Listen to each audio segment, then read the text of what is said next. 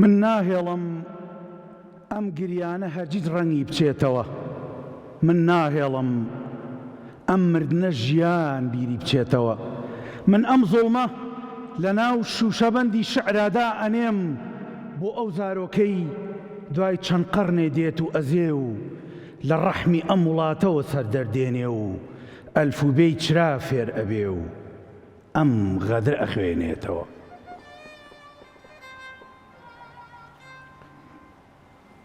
ئازیزانی کورسات مەگەزین، سڵاوێکی گەرمتان لێبێت.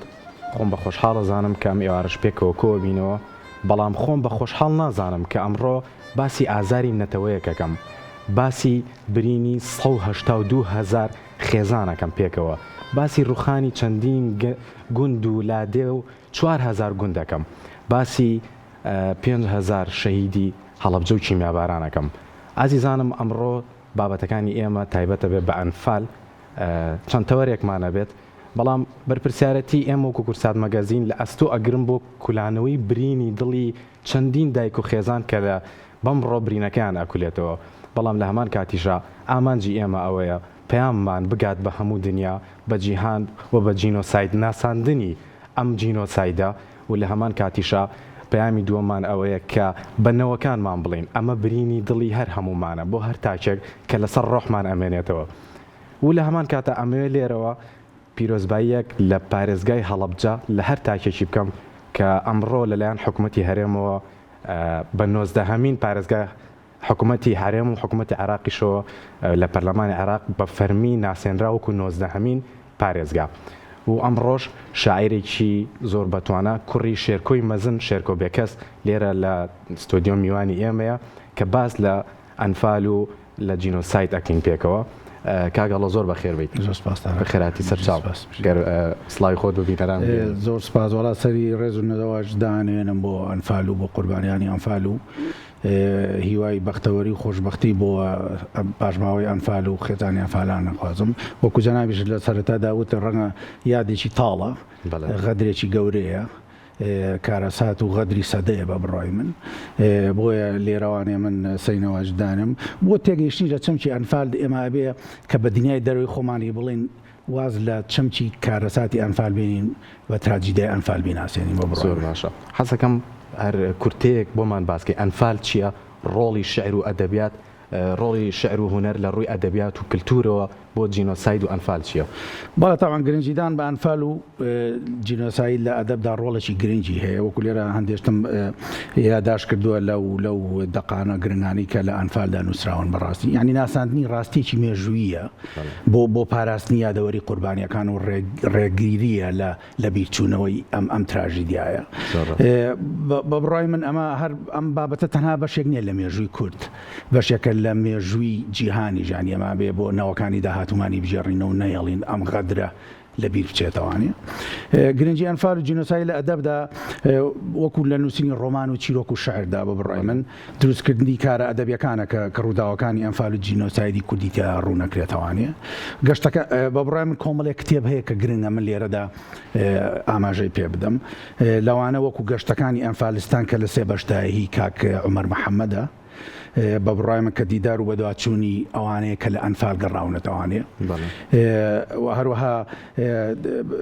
ڕۆمانی زۆر هەن، بەڵام کتێبی ڕەچەڵک ناسی ئەنفالی مەنسووری تەیفوریژە کە لەو کتێبانەی کە دڵخوازی منە و ئێمە هەمومانە بێ بیخوێنینەوە، لەگەڵ کۆمەڵی ڕۆمانی کاک عومەر سەییدیش هەیە، وەکو بازنە ڕاخراوەکانی بابل و سەرزەمینی زیگزیکە و ئەسپەرە و ئەمانە. طبعا ئەمە لە بەشی نووسین و چیرۆک و ڕۆماندا. لە شعریشدا طبعا شێرکۆ شاعرێکی خەلاقە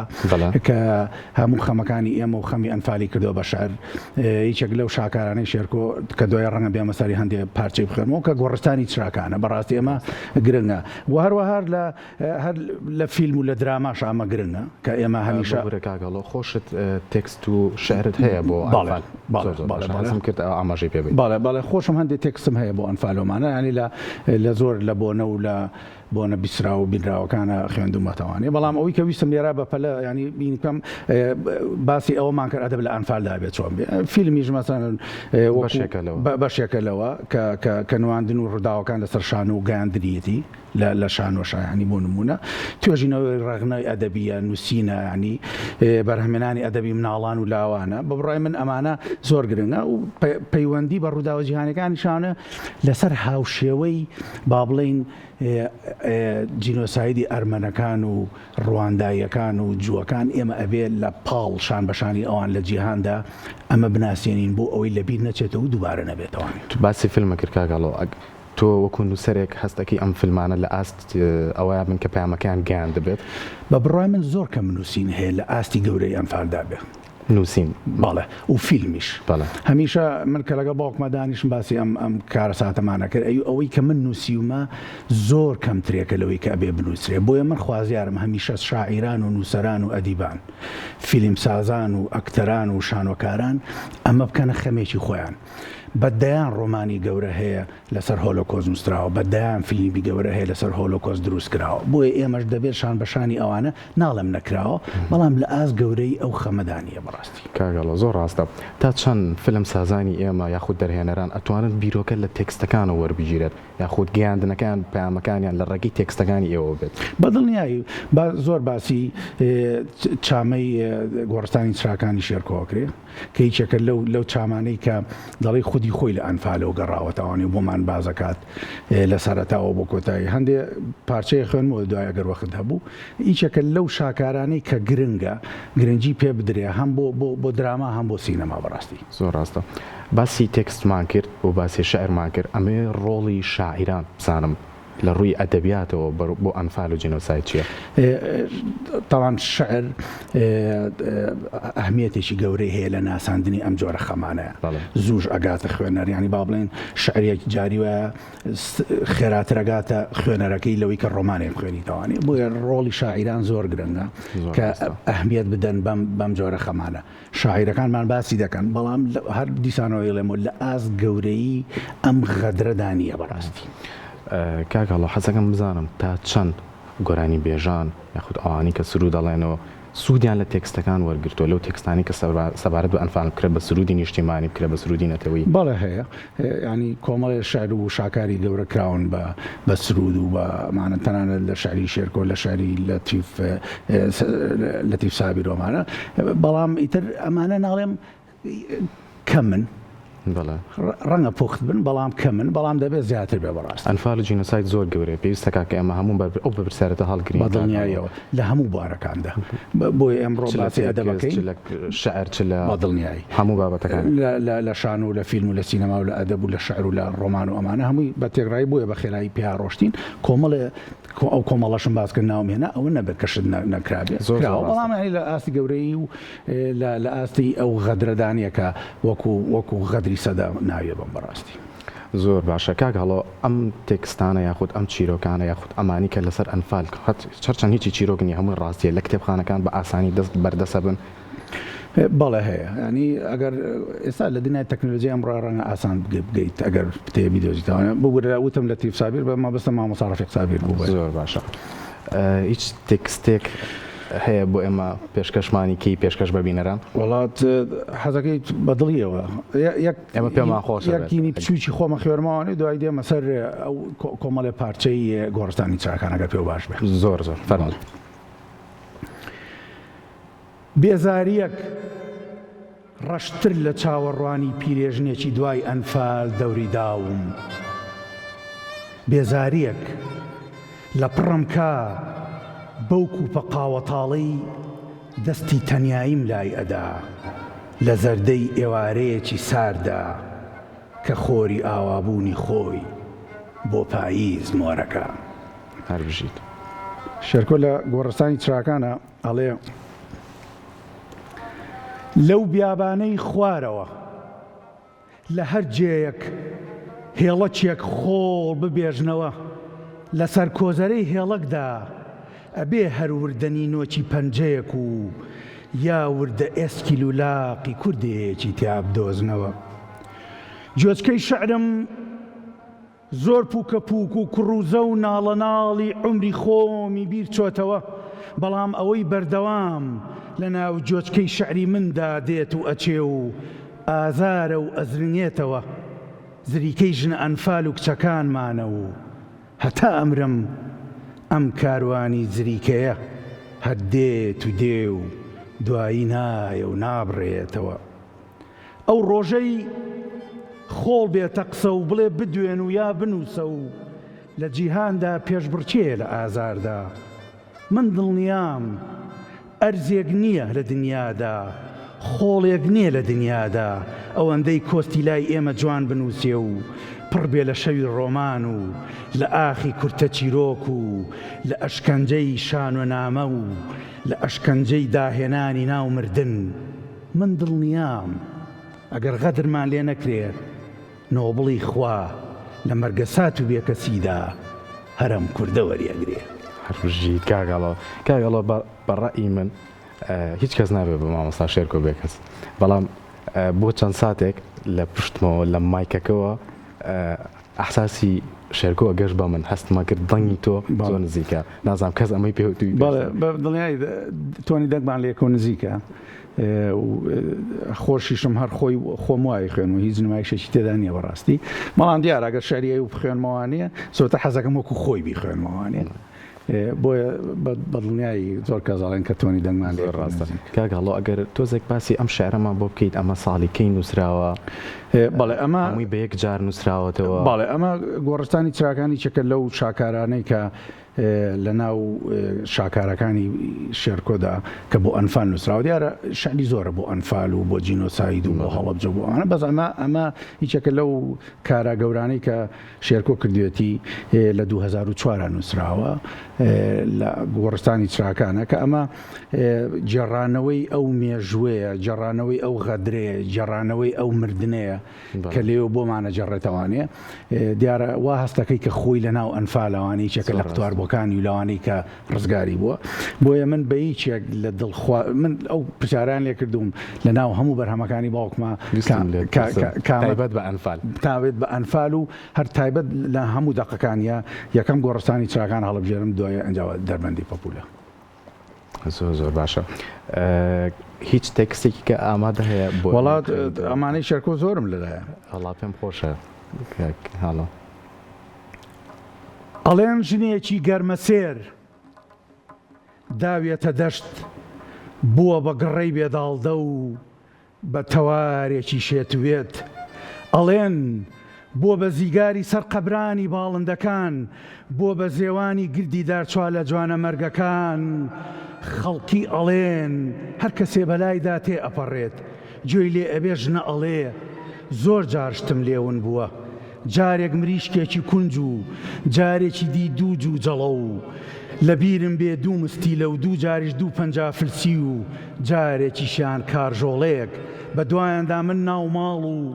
ماڵە هاو سێ و ئەم ڕێوبان و دەشتیان بۆ گەڕاوم بەڵام ئێستا من سۆمای چاومون بووە من ڕوانین و بیستنم لێون بووە دەستەکانیان لێت زیوم کوولەکەی ڕۆحیان بردووم من ژیانم لێ دزراوە من نازانم ئاخر کوێیان بۆ بگەڕێم هەموو جارێ کە بە دۆڵەکەی ئەسحابانە ڕەت ئەبم درەختی سەر شەخسە قەبرێ ڕام ئەگرێت و دێتە پێشێ و بە چڵێکی تیز بە پاشمەوە کات و پێ ئەکەنێ و دوایی ئەڵێ گەوجە ئەوەی لە بن منە ڕاکشاوە جارێک لوتی و جارێکی تر تۆ قاچەکانی ماچەکەی گڵی ئەخۆی خۆڵی ئەخۆی یەکەم ئەستێرەت ئەم کوشتی و یەکەم کانیت ئەم خنکاندی و یەکەم خوێننامەی ئەنفالیش بەدەم باگژەی لمەوە ئەم بوو بەسەر مەزرا و ڕەز و دەغڵ و ژن و شاخەکانی تۆدا خوێندی هەربژی کاگەڵۆ حەزم کرد پرسیاری ئەوەت لێ بکەم هەموو نووسینێک هەڵگری چیرۆکێکە بە تایبەت چیرۆکەکان نووسینەکانی مامۆستا شێرکۆ تا چەند گرنگە هەڵگری چیرۆک بێت بەدڵنیایی هەر دەبێ هەڵگری چیرۆک و فەلسفەیەکی لە پشت شعرەکەوانەیەش بکە هەمیشە ئەمە جێڕانەوە هەڵبەستنی شعر نییە ئەم جۆرە لە شعر ئەمە دیارە دەقی واڵایە ئەگۆڕێ هەندێک جار بۆ جێڕانەوەیکی ئاسایی بۆ چیرۆکە شعرێک بۆ شعرێکی تاو بۆ کورتە شعرێک ئەمانە جێڕانەوەی ئەو چیرۆکانن کە لە پشتی ئەم کارەساتەوە ڕوویان داوە بۆیە گرنگە ئێمە وا ئەزانین هەمیشە شێرکۆ خۆی کە لە ناو ئەمفالا قوتاری بووە لەبەرەوەی کە لە پشت شعرەکانەوانەیە خودی چیرۆکەکان بەخامیژەکە ئەمە زۆر گرنگە و دیارە هەر لە ناو شعرەکانی شێرکۆدا ینی فەلسفەیەک لە پشت تێگڕای شعرەکانی و کارەکە کە ئەبینی ینی لە خۆی و وشە لە خۆی و ناڵێ هەڵبەستن نییە ڕێخستنی شعر نییە بۆیە بە دڵنیایی چیرۆکێک لە پشتێوە کارەکە کە ئەوە چیرۆکی ئەنفالە دیارە من سێری ئەو جۆری ئەو ستایلم کردووە لە نووسینی شعرەکانی باوکمان هەمیشە پێشەوەی دەقەکان بنووسێ لە ناویە دائیمان ڕێگایەکی بۆ خۆی دانا چۆن بنووسێ یعنی هەموو ناوەکان مەسەڵەن با بڵێن هەموو شوێنەکان هەموو کەسانی قوتاریان بۆ لەگەڵ خەڵکا قسەی کردووە ویستمەوەت لێ پرسم تۆ زۆر جار بۆ جێڕانەوەی چیرۆکێک پێویستە بە شاهد حاڵێکە پێویستە بە کەسێکە کە بەناو ئازارەکە تێپەڕی بێ تا چەند ئەمە گرنگی پێ دراوە هەم لەلایەن شێرکۆی مەزن و هەم لە لای تۆشەوە کاگەڵە بەدڵنیایی من بۆ خۆم ئەگەڕێم بە شوێنی ئێستا ئەگەڕێم بە شوێن ئەو شتانەیە کە ئەو چیرۆکانە خوێنمەوانێ شەرتیش نییە شعر بنووسم بە نمونە تاقانەکانی ئەنفال بەڵێ بۆ نمونە ینی زۆرن ئەوانە بەڵێ باوکم خەڵکی دیوە کە قوتاربووی ئەنفال بۆ لەگەڵی دانیشتووە باسی نوگرە سەلمانی بۆ کردووە لە ناو توالێتێکدا کە چۆن ژنێک منداڵێکی ئەبێت و ئەمرێ ینی ئەمە هەمووی جێڕانەوەی چیرۆکی ڕاستین لە تۆبزاوە چۆن مەسەڵەن لەبەر گڵۆپی تیژی زیلەکانە ئەو چاڵانە هەڵەکەن و ئەمانی تێکرێ ئەمانە هەمووی لەگەڵ هەموو ئەوانەدا دانیشتۆ کە خۆی قوتاربووی ئەنفالەکان و ئەو کارەسەکە کاک هەڵۆ ئەگەر پێم بڵێ ئەم تێکستانە هەموو کۆکراونەتەوە بەڵێ ئەمانە بەجاش با بڵێن چاپکرا و لە کۆی دیوانەکانی باوکیشمە کە کۆی بەرهەمەکانێتی لە ساڵی 1960 بۆ 2008 ئەمانەی تێدایە کۆمەڵێکی دیکەش هەن کە لە دوای 2008 نووسراون ئەوانە بە جیاجا هەیە هەمووشی لە ئەپێکا هەیە کە لە بەردەستە بەڵام ێستا لە ژێر کارکردنە بۆ پێدانی و گەورەکردنی زۆر ڕاستە دەستە خۆش بێت ئێستا گەر دقەتت دابێت بۆ نمونە زۆربەی تێکسەکان شعرەکان بۆ جوانتر پیشاندان ڕێگەی دەنگی بەکار هاتووە یاخود ڤیدیۆی بۆ دروست کراوە بۆی پەیامەکان بە جوانی بێت تا چەند ئێوە ئەتیمانتان بەم شتەیەوە باڵێ هەندێکی هەیە هەندێکیشی من خۆم کردومە و بە بەرداوامیش داوام لێ یەکرێکە لە کتێبی دەنجیدا بکرێ بۆ نمونە گۆڕستانی چراکان بە دەنگی باوکم خۆی هەیە پێم وایە لە زانکۆی سلێمانی ساڵی 2004 خوێندێتەوە بۆیە ئەو بەشانەی کە ئەمڕۆ جۆم لێ ئەبێت ینی لە ڕادیۆکان و لە تیڤەکانەوانێ ئەو دقەیە کە وەختی خۆی لە 2004 لە زانکۆی سلێمانی خوێندێتەوە لە ناو ئاپورەیەکی گەورەی خوێنکاران و خەڵکە زۆر باشە کاکە هەڵۆ پەیامی ئێوە چییە پەیامی مامۆستا شێرکۆ بۆ ئەنفال و بۆ جینۆساید پەیاممان ئەوەیە دەبێت ئەم غەدرە وەکو خۆی بنووسرێتەوە دەبێت هەمیشە باس بکرێ بۆ ئەوەی کە بیر نەچێتەوە کە بیریش نەچوانێ بۆ ئەوە بێ کە دووبارە نەبێتەوانی بۆیە ئەمە گرنگە ڕنگ باتەوە لە ناو هەموو کایەکانە هەر لە ناو کایی ئەدەبیانە لە ناو کایی سیاسیشایە لە ناو خەڵکدایە چوزانم پەیکەر سازێک بە پەیکەرەکەی ڕۆمانوسێ بە ڕۆمانەکەی شاعرە بە شارەکەی ئەکتەرێ لەسەر شانۆ خۆمان لە ناو دڵمانە بۆ باسکردنی بۆنەوەکانی داهاتوو ئەمە زۆر گرنگە لە قوتابخانەکانە زۆر ڕاستە ئەمانە ئەبێ هەمیشە ئێمە شان بەشانی هەموو ئەو غەدرە گەورانی کە لە دنیا کراون وەکو هۆلۆکۆست و وەکو جینۆساید بەشانی ئەو پیشان بدرێت بە دڵنیایی ئەمە کارێکە بێ بۆ ئەوەی کە هەرگیز نەبیر بچێتەوە نەڕوو بداتەوە زۆر باشە کاتی بەرنامە ئێمە بەرتاڵبوون ئەچێت لەم تەوەرەیە بەس من دیوانێکی مامۆستا شێرکۆم لایە پێم خۆشە یان ئەم دیوانەمان بۆ بخینیتەوە یان ئەگەر شتێک خۆت حاضر کردوێت بەدڵی خۆتمادەم هێناوتە دیوانی خاچومار و ڕۆژمێری شاعیرێک ئەمە پێم خۆشە لە زار و زمانی خۆتەوە بێت پارچەیەەکە ئەگەر بۆمان بخوێنی تۆ دڵمان نشکێنی بۆ ئێمەش و بینەرانیش بەم تێکستە ئینە کۆتایی ئەم تەوەرە زۆر باش شاخ ئێستا پیاوێکە کەوتۆتە سەر چۆک و سەری خۆی خستۆتە ناو لەپی دەستیەوە و بەردەوام تەماشای مردنی خۆیەکات کەژ ئێستا ژنێکە درەختی قژی خۆی ئەڕنێ و بەردەوام زریکەی باهۆزە و بەبەردی بنبنار لە سنگی خۆی ئەدات. دەش ئێستا ئەسپێکی سەر و بازاوی گلاوە و بەردەوام نووزەی دێ و گژوجای یاڵی خۆی ئەخوا و کوڕژنی برینە و لە خۆری سوورباوی گەرمیاندا هەڵەکات. درێژایی ئەم خاچی ئەنفالە و درێژی باشووری مەسیحم وەکو یەکە. پانایی ئەم خاچی ئەنفالە و پانایی باشووری مەسیحم چوون یەکە. گوناهی ئەزەلی کام زەوی و ئەستێرەی گومڕاه و کام سزای ئەبەدی تاوانم بۆ ئەوەی هەمیشە هەڵقرچێم. کام خواوەند غەزەبی لێگرتووم بۆ ئەوەی هەر تاپۆی نامۆیی و تەنیایی شەو بم و بۆ ئەوەی نەبمرم نەبژیم. کام خواوەند خاوەنمە نازانم، کام شەیتان خاوەنمە نازانم. نە ئاسمان جۆ ئەگرێ لە خوێنم و نە دونیا و نەداد و نەیاسا و نەک زەنگی کڵێسە و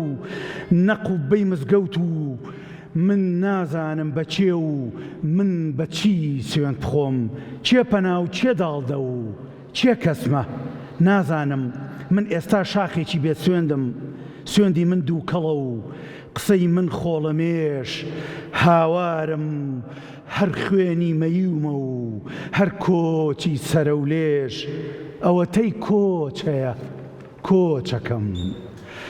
ئەوەتەی گڕ هەیە ئەسووتێم، ئەوەتەی ئاو هەیە ئەخنچێم، ئەوەتەی تیخ هەیە قوربانیم، ئەوەتەی خاک هەیە